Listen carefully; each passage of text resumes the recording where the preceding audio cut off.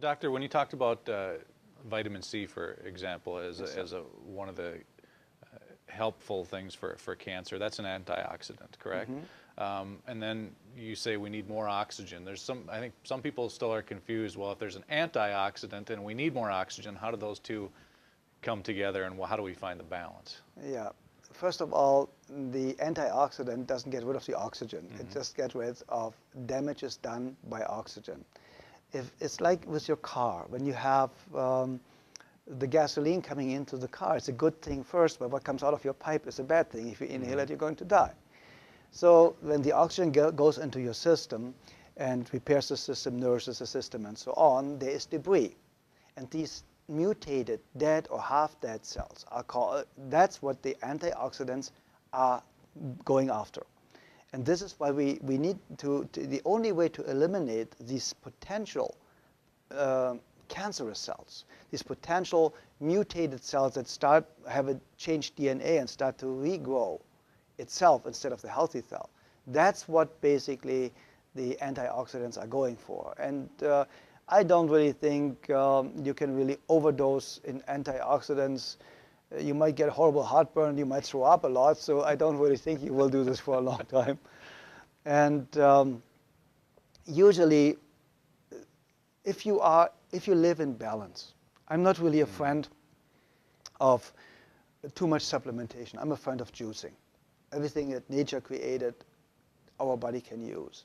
A lot of supplements are so chemically altered or so toxic or filled with fungi, with all kind of bacteria, and it's very, very often very dangerous. So if you juice, preferably organic, because of the pesticides and all these other elements, it is kind of like flushing out the bad and building the new. You don't want to have a house built on a bad foundation. If you have bad concrete, it will crumble one day. And your cells, you don't want to build your cells with bad material.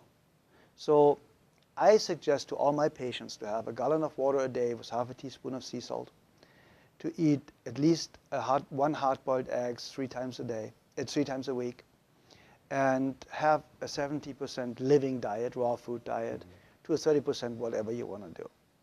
And then we are in this world of urge, that's our instinct. When we have an urge for something, it's usually when the pregnant woman has this urge for a pickle with chocolate cream on it and whatever, it's because the fetus just needs certain building blocks right now.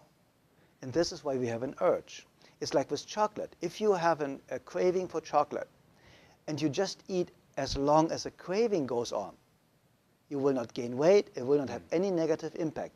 We gain the weight because we say, oh, we opened the entire bar now we need to really finish that, right? Yeah. And this is basically where the problem starts, the overeating. But when you have an instinct, a craving for something, it's good for you, you need it. We just need to relearn to know when it is enough, and we need to stop eating just because it's on the plate, and we have been trained to eat everything on the plate. We need to come back to ourselves, believe in ourselves again, feel ourselves again, allow ourselves to love us again. If you love yourself, you're a healthy person, because you will automatically come back to the instinct that leads you back to health. I do not really believe in any outside form. We are using tools for the patients because very often they're at a stage where the body is so broken down that it needs some physical help, some build-up material. But if the person is not in a state of danger of dying within the next couple of days, we do not really historically used any form of supplementation. We just really used the energy level of the person. We corrected eating habits and gave the person goals. Because a goal, if you have your own goal, not somebody else's goal that you try to fulfill, gives you hope, gives you motivation, gives you a reason for existence. And that's what we all need. We need a reason again. We need hope again. We need to believe in ourselves again. We need to create a family again. We need to stick together.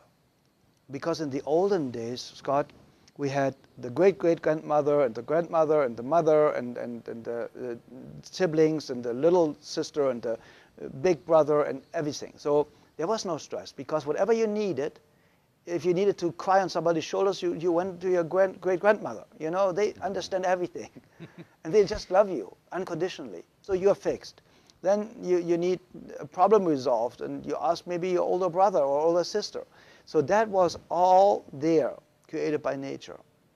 And then because America became the loneliest country in the world, that's why so many Americans love their animals more than other human beings, because people had to move for their jobs. They have to follow their jobs.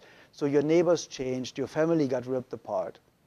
And that's when all this negative tendency started, that we do not have the break we need, the mental vacation we need, the love that we need from the inside out and from the outside in. Because unconditional love is something that a mother has for her child, and that's basically what we need to have for ourselves.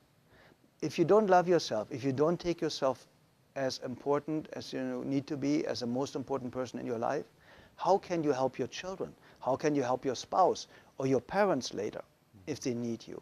Because you cannot help somebody that sinks into quicksand by pulling the person out, by jumping after the person.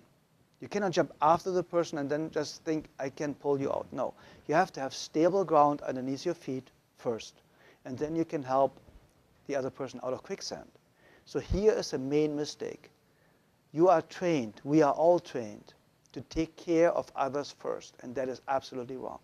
It's what do they tell you at the airplanes in case of lack of oxygen or pressure? Mm-hmm. Take the care of oxygen yourself mask first. on yourself first. Mm-hmm. Because what good are you for your child laying on the floor gasping for air? Mm-hmm. So what good are you for anybody if you are weak, if you are sick? No. Make yourself strong and happy first. Make yourself successful first. And it's so easy for you to help every loved one then.